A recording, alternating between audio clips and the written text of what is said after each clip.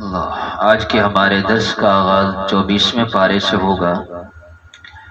24ویں پارے کی ابتدا میں اللہ جل جلالہ نے کفار اور مشرکین کی ایک عادت بد کا تذکرہ فرمایا کہ اس سے بڑا ظالم کون ہو سکتا ہے جو اللہ پر جھوٹ بولے،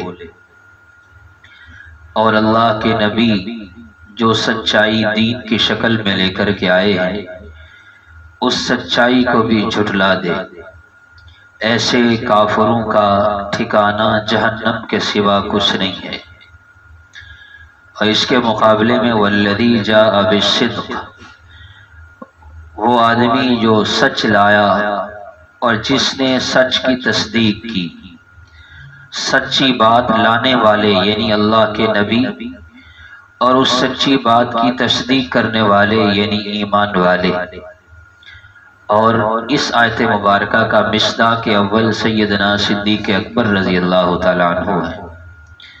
اولئک هم المتقون، سچی بات لانے والے نبی بھی اور پھر ان کی تصدیق کرنے والے صحابہ کرام بھی، ایمان والے بھی، یہی وہ لوگ ہیں جنہیں اللہ نے تقوی کی عظیم صفت کے ساتھ نوازا ہے۔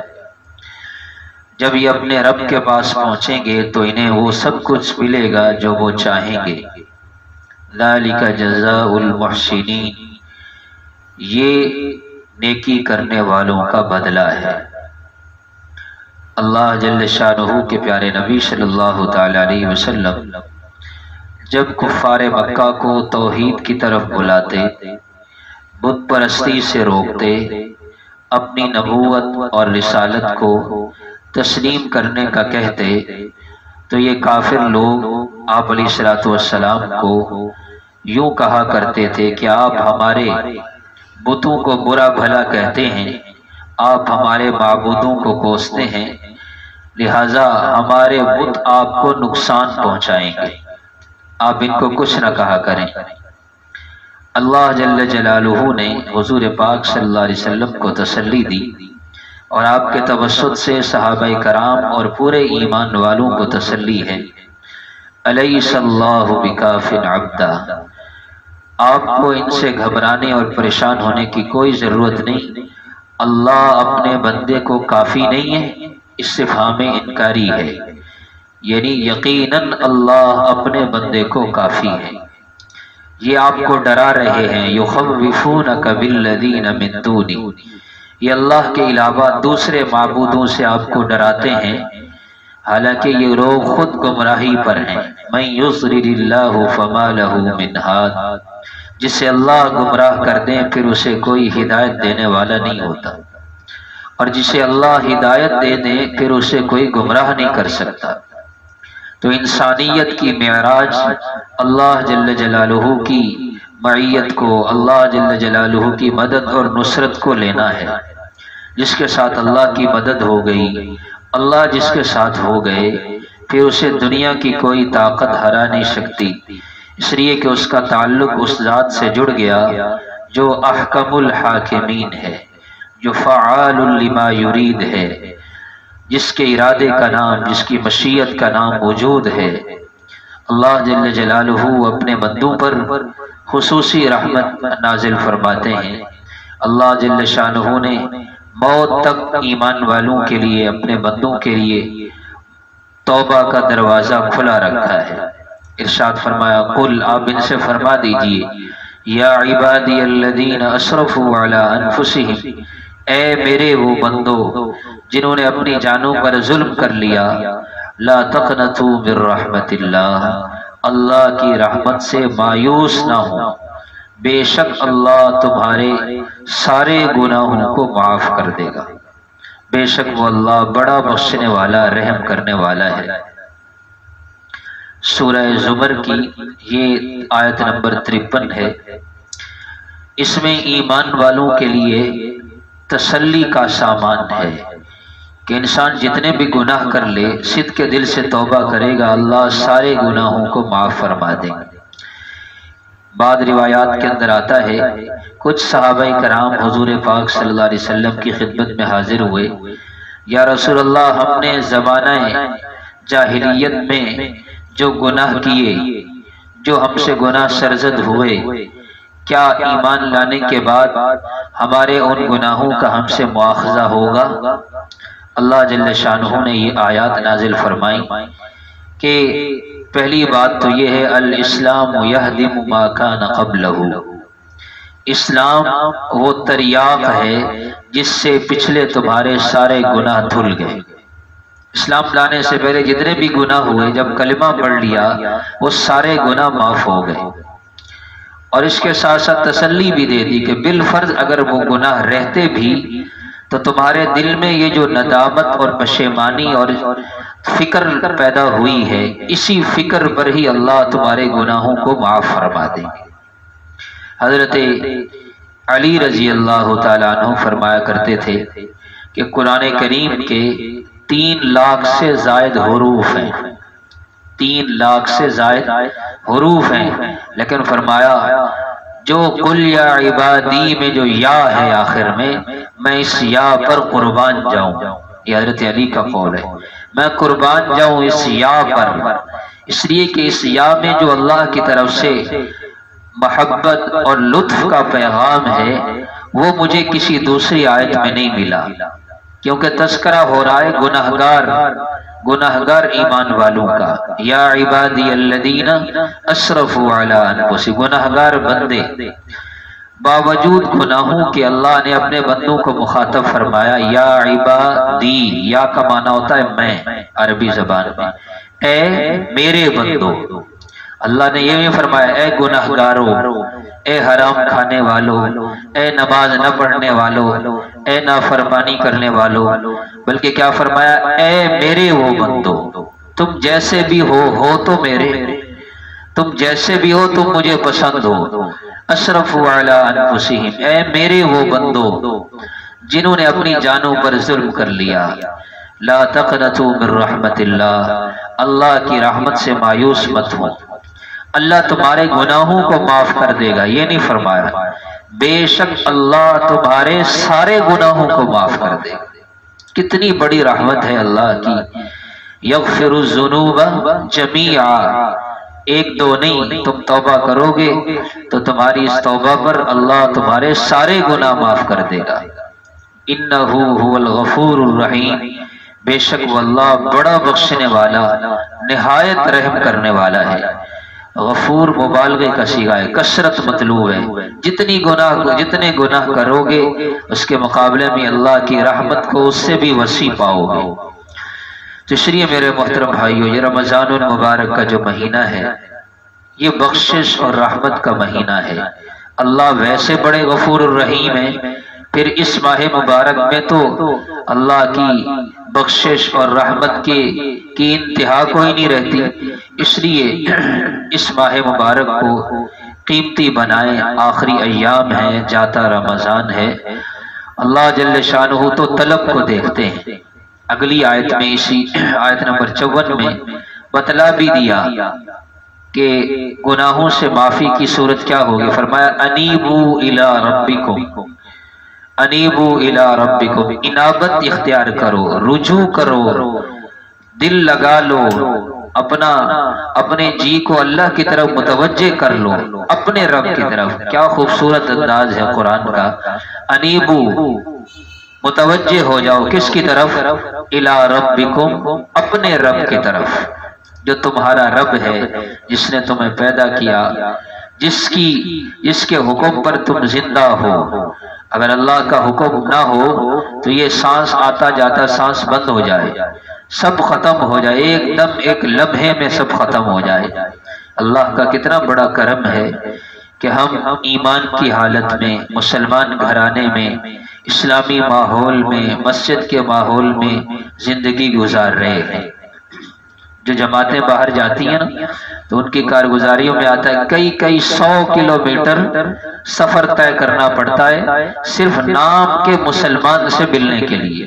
اس کی زندگی بھی میں مکمل دین نہیں ہے، لیکن چونکہ مسلمان ہے تو اللہ نے مسلمان گھرانے میں ہمیں پیدا کیا ہے، مسجد آنا جانا ہے، جو جتنی عبادت کرے کوئی پابندی نہیں، تو اس پر اللہ کا شکر ادا کرنا چاہیے۔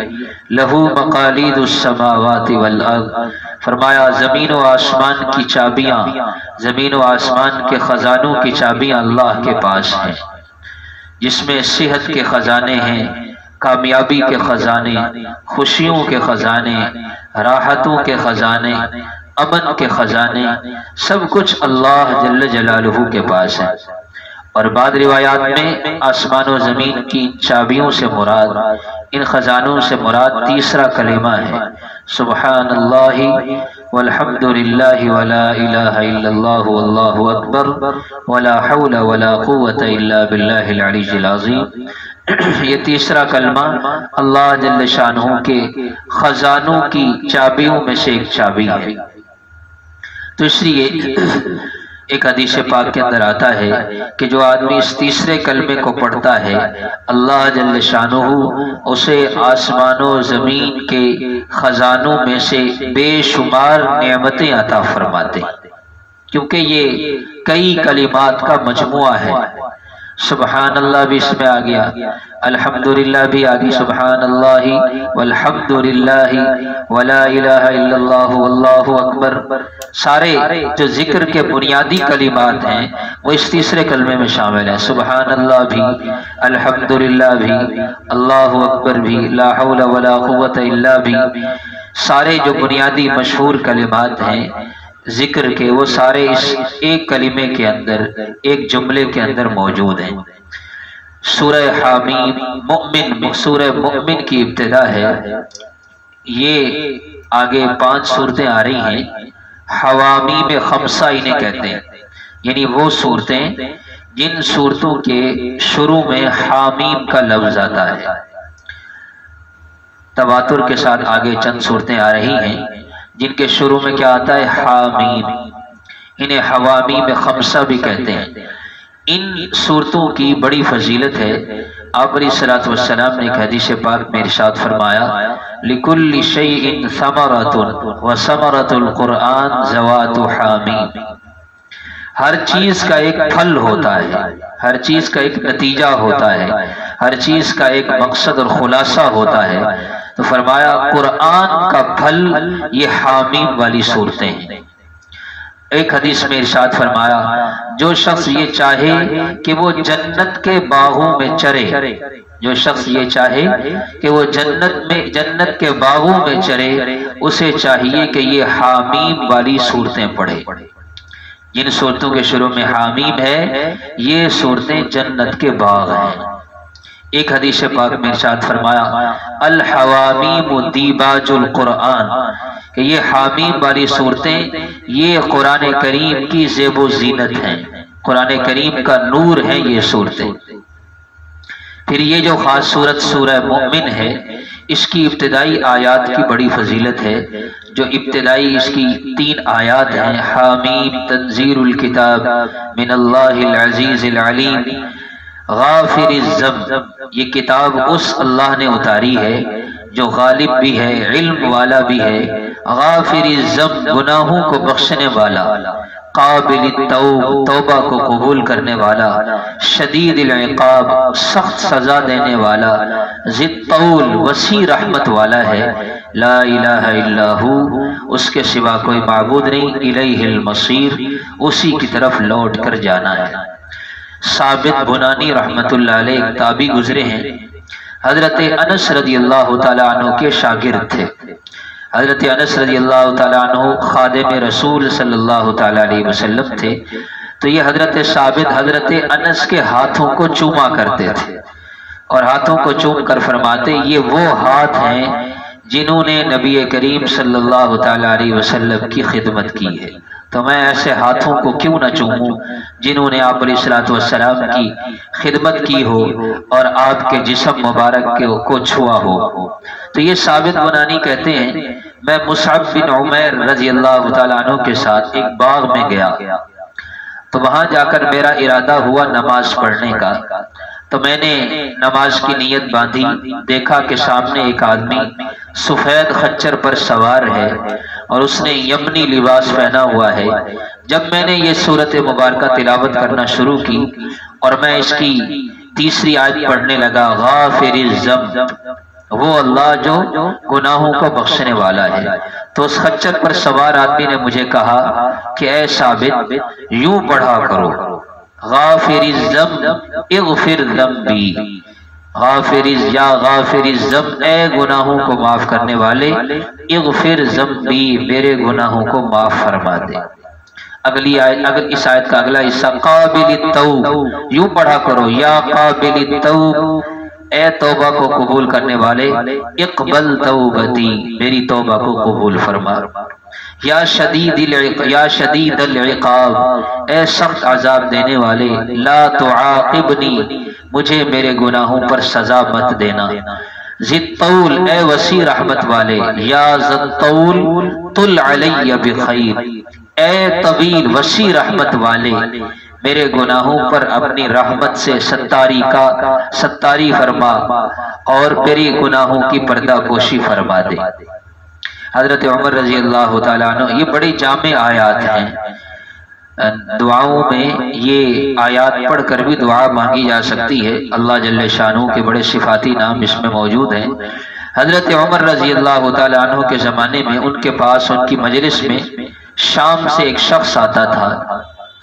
کچھ عرصہ گزرا، دیکھا کہ وہ آدمی مجلس میں نہیں آ رہا، تو حضرت عمر نے لوگوں سے پوچھا، اہل مجلس سے، کہ وہ فلاں شامی شخص نہیں آ رہا۔ لوگوں نے کہا جی بس اس کے احوال اچھے نہیں رہے، وہ ہر وقت شراب میں مبتلا رہتا ہے، نشے میں دھت رہتا ہے۔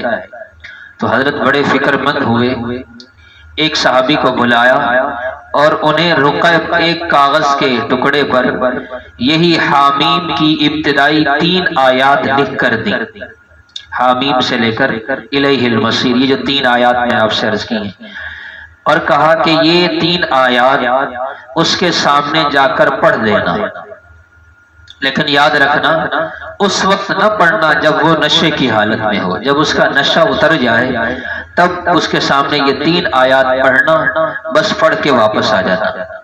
یہ اس آدمی کے پاس گیا اور دیکھا وہ نشے میں ہے۔ جب نشہ اترا تو اس نے حضرت عمر رضی اللہ تعالیٰ عنہ کا سلام دیا اور یہ 3 آیات پڑھی۔ بس جب وہ 3 آیتیں پڑھتا گیا تو وہ ساتھ ساتھ کہتا کہ جب اس نے کہا غافر الذنب، اللہ گناہوں کو معاف کرنے والا ہے، تو اس آدمی نے کہا اللہ میرے گناہوں کو معاف فرما دے۔ اس نے کہا وقابل التوب، اللہ توبہ بھی قبول کرتا ہے۔ اس نے کہا اے اللہ میں اس آدمی کو گواہ بنا کے کہتا ہوں میں نے اپنے سابقہ اعمال سے توبہ کر لی۔ شدید العقاب، اللہ بڑے سخت سزا بھی دیتا ہے۔ پھر اس نے اللہ سے توبہ کی کہ اللہ مجھے عذاب سے بچا لے۔ ذی الطول، وہ اللہ بڑی وسیع رحمت والا ہے، اے اللہ اپنی رحمت سے میرے گناہوں کو معاف کر کے مجھے اپنی طرف رجوع کرنے کی توفیق دے دے۔ اور اس آدمی نے توبہ کر لی۔ حضرت عمر کو واپس پیغام پہنچا تو بڑے خوش ہوئے۔ اس موقع پر ایک جملہ فرمایا انا احمد اللہ الیک الذی لا الہ الا ہو لا تکونوا اعوانا للشیاطین علیہ۔ فرمایا میں اس اللہ کی تعریف کرتا ہوں جس کے سوا کوئی معبود نہیں۔ پھر لوگوں سے مخاطب ہو کر فرمایا کہ گناہگار ایمان والوں کے حق میں تم کبھی شیاطین کے مددگار نہ بنا کرو۔ کیا مطلب اس جملے کا؟ مطلب یہ کہ اگر کسی گناہگار کو سمجھانا ہو تو اس کو تانا مت دیا کرو گناہ کا۔ تانے کے ساتھ کسی کو بے نمازی تو نماز پڑھ، کون سمجھے گا؟ فرمایا تانا دیے بغیر دل میں خیر خواہی کا جذبہ رکھتے ہوئے اس کے سامنے اللہ کی رحمت کا تذکرہ کرو کہ تیرے گناہ تو بھائی بہت تھوڑے ہیں، اللہ کی رحمت بڑی وسیع ہے۔ یعنی یوں سمجھ لیجئے فضائل سنایا کرو، فضائل سے پھر انسان جلدی عمل پر آ جاتا ہے۔ تو اس لیے اللہ جل شانہ کی رحمت بڑی وسیع ہے۔ ہم جتنے بھی گناہ کرنے، فرمایا لو بلغ ذنوبک عنان السماء، اے ابن آدم اگر تیرے گناہ آسمان و زمین کے خلا کو پر کر کے آسمانوں تک بھی پہنچ جائیں اور تو مجھ سے توبہ کرے، غفرتک ولا ابالی، میں تیرے سارے گناہوں کو معاف کر دوں گا، مجھے پرواہ ہی نہیں ہوگی، مجھے پرواہ ہی نہیں ہوگی۔ حاملین عرش فرشتے اللہ کے بڑے مقرب فرشتے ہیں، الذین یحملون العرش، وہ فرشتے جو عرش کو اٹھائے ہوئے ہیں، 4 فرشتے ہیں۔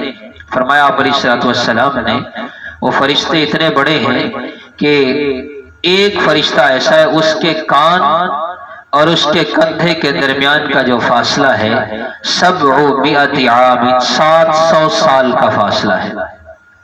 4 فرشتے ہیں جنہوں نے اللہ کے عرش کو تھاما ہوا ہے، اور کل قیامت کے دن چونکہ اللہ جل شانہ جلال میں ہوں گے تو اللہ کے عرش کو اٹھانے والے فرشتے جو 4 ہیں یہ پھر 8 ہو جائیں گے، یعنی 4 اور کا اضافہ ہو جائے گا۔ وَيَحْمِلُ عَرْشَهُ، کہ اللہ کے عرش کو اٹھائیں گے۔ الَّذِينَ يَحْمِلُونَ الْعَرْشَ، ان فرشتوں کا کام کیا ہے؟ ان فرشتوں کا کام ایک تو اللہ کی تسبیح کرنا ہے، وَيُؤْمِنُونَ بِهِ، پھر اللہ کو مانتے بھی ہیں، وَيَسْتَغْفِرُونَ لِلَّذِينَ آمَنُوا، یہ فرشتے اہل ایمان کے لیے اللہ سے بخشش کی دعا کرتے ہیں، اے اللہ جو ایمان لائے ہیں ان لوگوں کی بخشش فرما دے، اے ہمارے رب تیری رحمت تو بڑی وسیع ہے، فاغفر للذین تابوا، ان ایمان والوں میں سے جو توبہ کر رہے ہیں اے اللہ ان کی توبہ قبول کر کے ان کو معاف فرما، واتبعوا سبیلک، جو سیدھے راستے پر چل رہے ہیں انہیں سیدھے راستے پر چلاتے رہیے، وقیہم عذاب الجحیم، انہیں جہنم کے عذاب سے بچا لیں۔ پھر اتنا ہی نہیں، اے ہمارے رب ان ایمان والوں کو ہمیشہ کی جنت میں داخل کر دیں، ان کو بھی ومن صلح من آبائہم، ان کے آباء و اجداد میں سے، وازواجہم، ان کی بیویوں میں سے، وذریاتہم، ان کی اولاد میں سے جو نیک ہیں انہیں بھی ان کے ساتھ جنت میں داخل فرما دیں۔ ایمان والوں کی کیا شان ہے! ایمان کی قدر تب ہوگی جب آخرت میں جائیں گے، قدر جوہر جوہری دانت، ہیرے کی قدر ہیرے والا ہی پہچانتا ہے۔ یہاں یہ دنیا جو ہے، اس دنیا میں چونکہ ایمان کا اصل مقصد، اصل فائدہ وہ ہمیں نظر نہیں آ رہا کہ یہ ایمان کتنی بڑی نعمت ہے اللہ جل شانہ کی۔ کروڑوں انسان، اربوں انسان ہیں، یہ تو اللہ کا فضل ہے، اللہ نے ہمیں مسلمان بنا دیا، مسلمان بنا، ہم سے بڑے عقل مند، سیرت کے اعتبار، صورت کے اعتبار سے خوبصورت، عقل کے اعتبار سے زیادہ عقل مند، لیکن ایمان نہیں ہے تو وہ عقل کس کام کا؟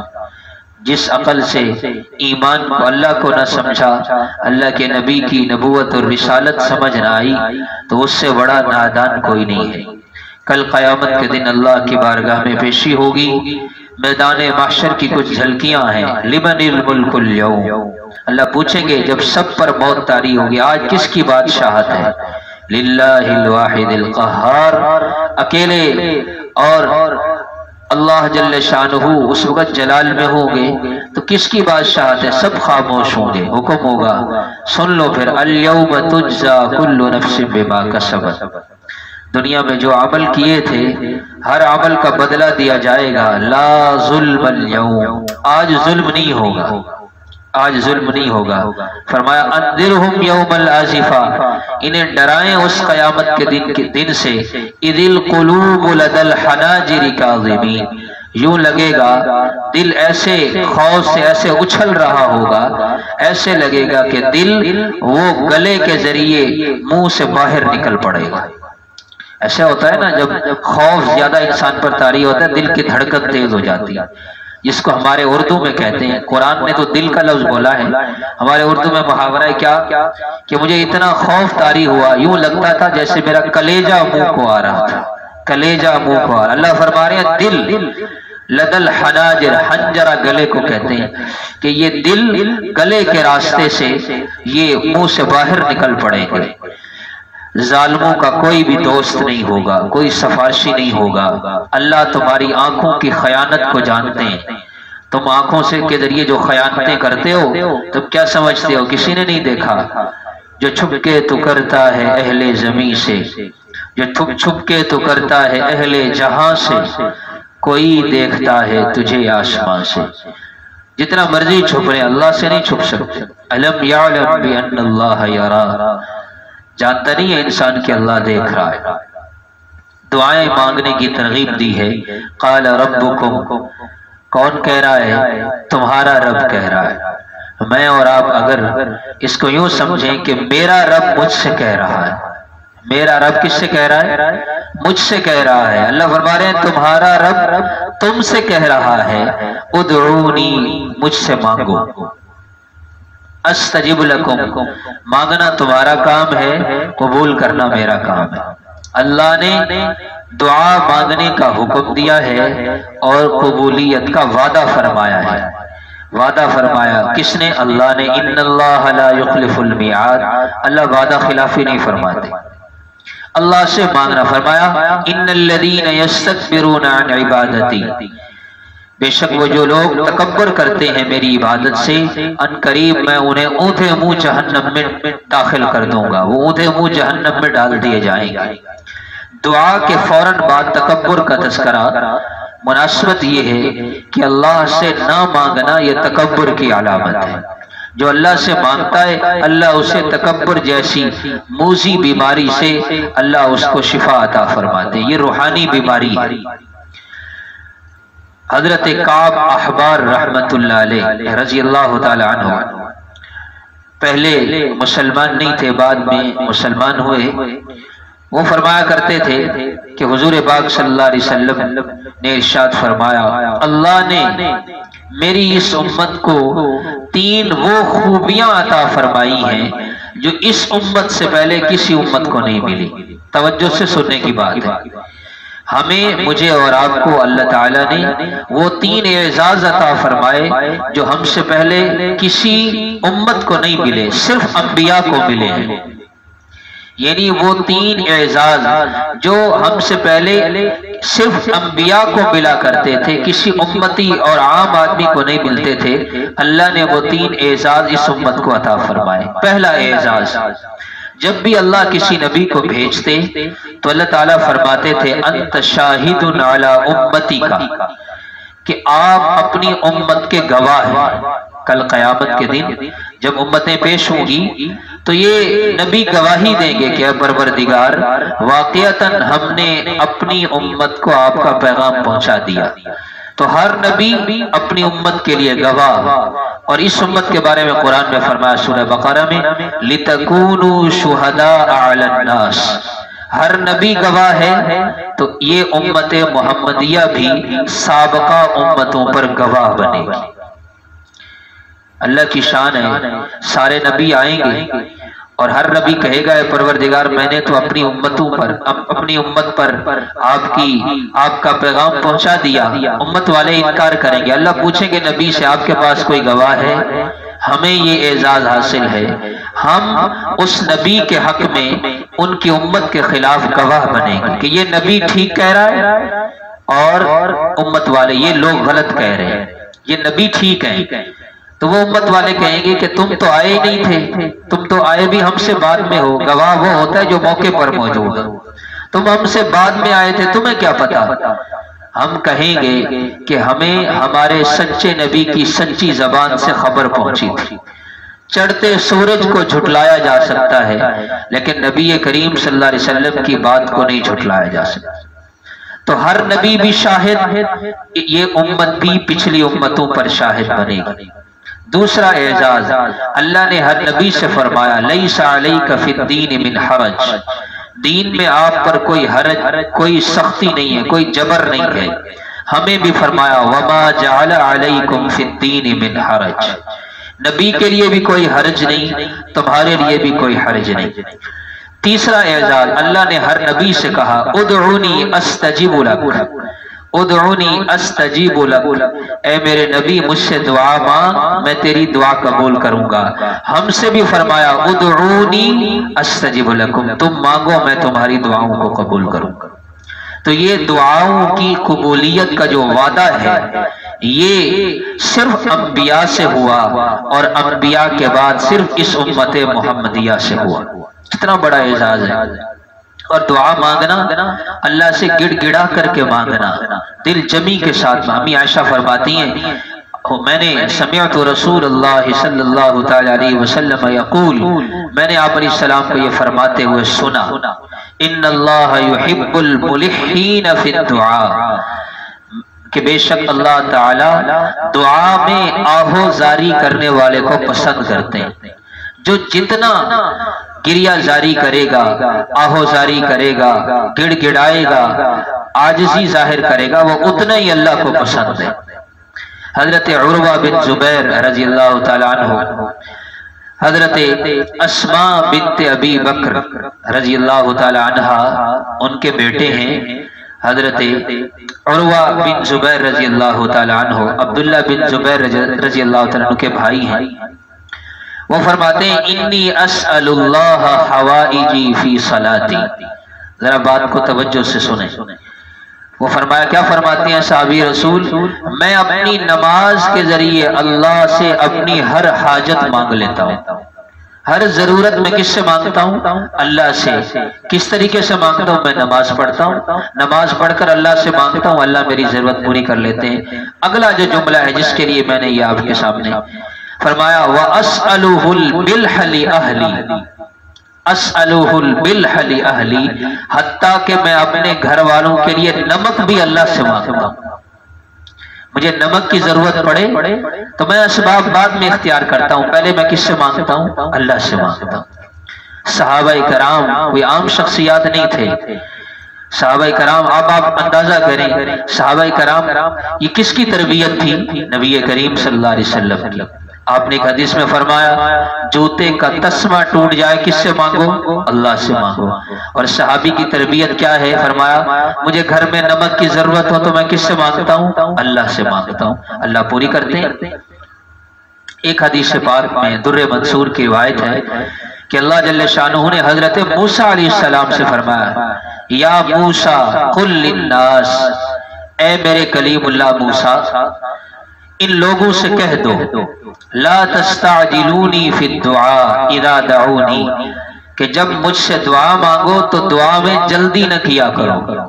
دعا میں ہم چاہتے ہیں کہ بس دعا مانگیں اور مانگتے ہی قبول ہونی چاہیے، دعا میں جلدی مت کیا کرو۔ ایک وَلَا يُبَخِّلُونِ، طویل حدیث ہے، میں اس کے کچھ حصے آپ کے سامنے عرض کر رہا ہوں۔ لا يُبَخِّلُونِ، اور میرے بندوں سے کہہ دو دعا مانگنے میں مجھ سے بخل نہ کیا کرو۔ بخل کیا مطلب؟ کنجوسی کے ساتھ دعا نہ مانگا کرو، دل کھول کے دعا مانگا کرو۔ اس لیے حدیث میں آپ نے فرمایا، جب تم دعا مانگو دل کھول کے مانگو، تم اس ذات سے مانگ رہے ہو جو ہر چیز ہر کام کے کرنے پر قادر ہے۔ تو ایک دعا میں جلدی نہ کریں۔ نمبر دو، مجھ سے دعا مانگنے میں بخل نہ کرو۔ فرمایا، اے موسیٰ میں تو اپنے بندوں میں سے بخیل کو پسند نہیں کرتا، تو میری ذات کے بارے میں لوگ کیوں کنجوسی کرتے ہیں؟ لوگ اگر بخیل ہو تو بخیل آدمی اللہ کو پسند نہیں ہے۔ اللہ فرماتے ہیں بخل تو مجھے پسند ہی نہیں ہے، پھر بھی لوگ مجھ سے دعا مانگنے میں بخل کرتے ہیں۔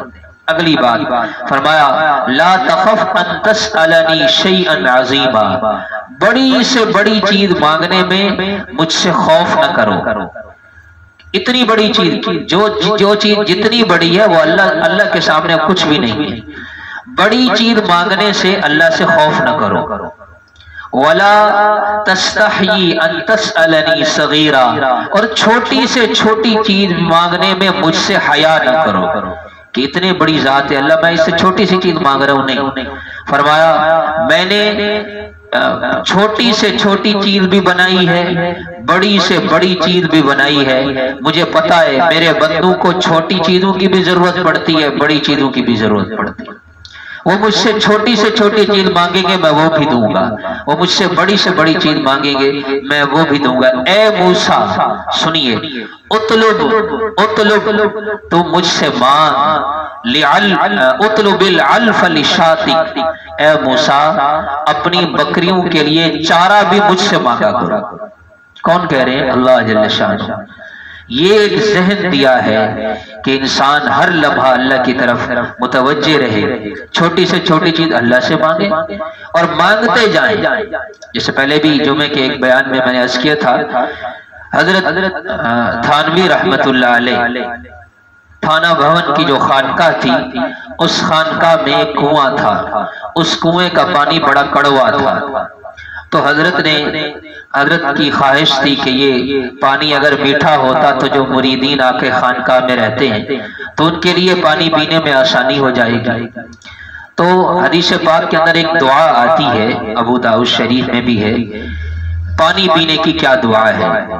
वो उस दुआ का तर्जुमा ये है, जरा तवील दुआ है कि ए अल्लाह, तूने अपने फजलो करम से मुझे ये मीठा पानी पिलाया, तूने अपने फजलो करम से मुझे ये मीठा पानी पिलाया, मेरे गुनाहों की नहूसत से तूने इस मीठे पानी को कड़वा नहीं कर दिया। मेरे गुनाह तो इतने कि मुझे एक घूंट मीठा पानी नसीब ना हो, ये तो तेरा फजल है, तूने मुझे मीठा पानी पिलाया, मेरे गुनाहों की नहूसत से तूने इसे कड़वा नहीं किया। अब हजरत जब भी पानी पीते यही दुआ पढ़ते।